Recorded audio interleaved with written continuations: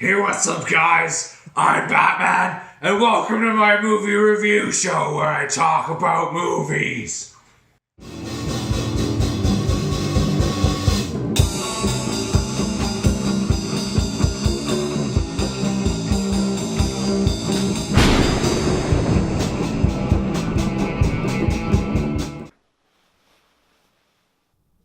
How's it going, homies? Great to see you all back on the Movie Nerd channel. And today we're talking about a topic that I've honestly been thinking a lot about recently, and that is the future of the DC Extended Universe, DC Movie Universe, whatever you want to call it, particularly in regards to these characters, Batman and Superman. And of course, you guys have seen this in the press, a lot of stuff coming out of blogs, podcasts, news websites, different sources of nerd news saying that Henry Cavill and Ben Affleck are now out as Superman and Batman respectively. So in this video, I just wanted to give you guys my thoughts on that and basically just argue that you nerds don't need to be so glum about DC taking a break on these Batman and Superman movies. And in this video, I'm actually going to explain why it would be a good thing if DC didn't make any Batman or Superman movies for a while. So in order to understand what's going on with Batman and Superman right now, I think it's very helpful if we look at other times in comic book history when a movie has come out and it's been a complete catastrophe for that character. And one example is definitely Ryan Reynolds as Deadpool in X-Men Origins Wolverine. This version of Deadpool was so terrible, from conception to implementation, the costume, just everything about it was bad. And everybody knew that it was going to be pretty hard to recover this character. And it was really hard,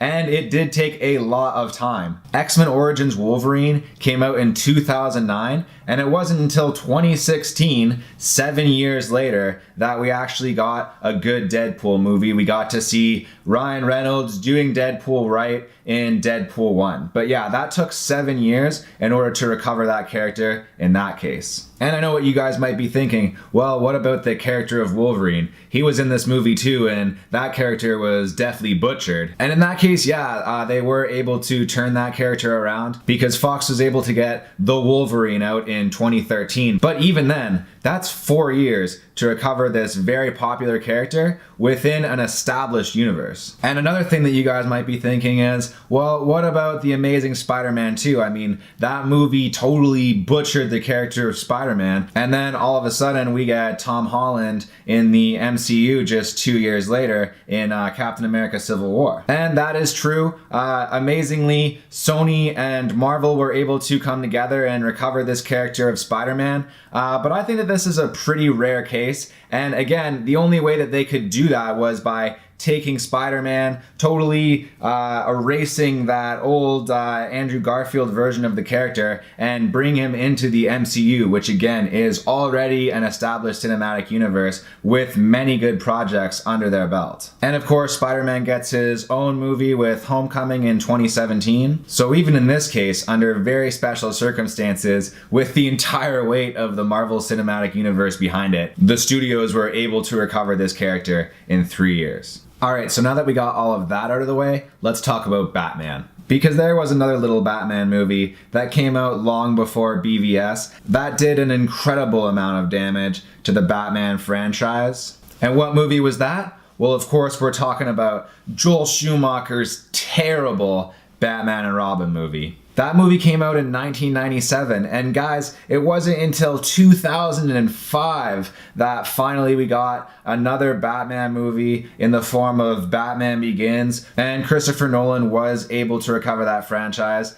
and at least give us one really amazing Batman film with The Dark Knight and another pretty good one with The Dark Knight Rises. But yeah, that should really give you guys some historical context here. The last time that a movie ruined Batman, it took 8 years in order to recover that character and start delivering good Batman movies again. And while we're talking about the Dark Knight films here, guys, I just want you to note how much time there was between these movies getting released. Batman Begins came out in 2005. 3 years later, in 2008, we get The Dark Knight. And then 4 years later, in 2012, we finally get The Dark Knight Rises. And I honestly think that this release schedule really contributed to the success and quality of these films. Not only did it give these creators a bit more time to work on these films and really create something that was worth watching, it also gave audiences a chance to actually build up anticipation for this film. I remember after seeing The Dark Knight and just being blown away by that movie, how excited I was when The Dark Knight Rises finally came out. And this is all going to come into play later when we talk about the current DC universe.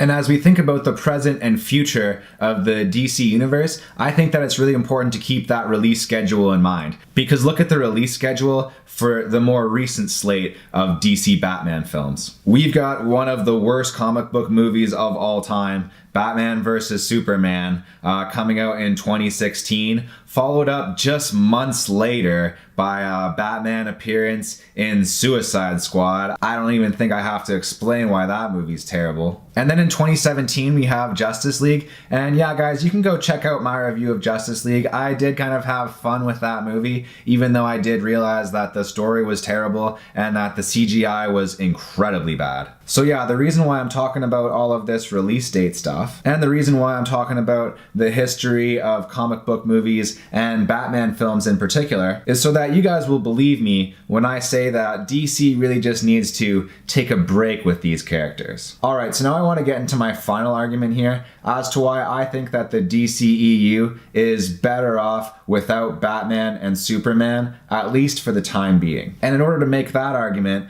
I want to look at the beginning of the MCU. Because of course the MCU is the best example of how you do this cinematic universe thing right. And when they started the MCU, they actually didn't have any of Marvel's best characters. All of Marvel's A-list characters had been sold off to other movie studios. Top tier A-list characters like Spider-Man and Wolverine just couldn't be used in MCU films. So Marvel had to use some B-list and C-list characters like Iron Man and Captain America, and these characters were not really household names. The Hulk would be another one. Characters that, yeah, I mean, nerds kind of knew about, but not anywhere near the name recognition as like Spider-Man or Superman or Batman. And in the case of the Guardians of the Galaxy, we're talking like F-list characters here. Nobody had ever even heard of Guardians of the Galaxy. I'm a huge comic book nerd, and even I didn't know what Guardians of the Galaxy was. But yeah, all of this to say that instead of relying on the name recognition of these characters, Marvel actually had to build good, likable versions of these characters. And that's how we get a really good version of Iron Man and a really good version of Captain America and some really likable and funny characters in the Guardians of the Galaxy movies. But the mistake that DC made, since they just have Batman and Superman and Wonder Woman, all of these huge names, they can just throw them all into one movie and they think that that's going to make the movie good. No, that is not what makes a movie good. What makes a movie good is taking time to develop characters that we actually care about. And these new versions of Batman and Superman here, played by Ben Affleck and Henry Cavill respectively, these are just not characters that it's possible to like. And say what you want about some of the other DC Universe movies, BVS was an absolute abomination. This movie was at least as bad as Batman and Robin, at least as bad as X-Men Origins Wolverine. At least both of those are films that I can kind of laugh at. So yeah, I think that if you look back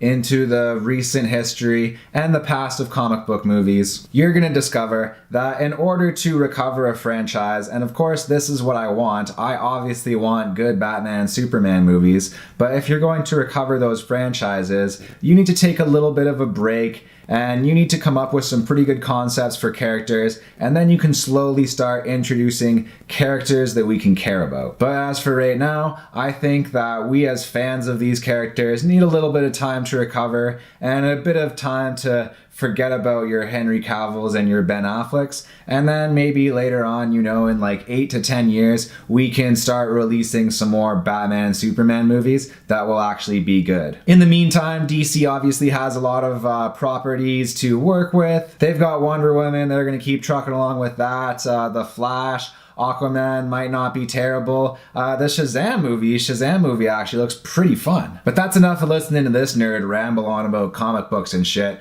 I want to know what you guys think. So let me know down in the comments. Do you guys agree with me that DC should just take a little break on Batman and Superman movies, focus on some other projects? Or do you think that they might be able to do what Marvel did with Spider-Man and what Fox did with Wolverine and actually turn these properties around in like a couple of years? I'm really interested to hear what you guys have to say, so please leave all of those thoughts down in the comments. Don't forget to subscribe, and if you ring that bell, I'll blow you a kiss.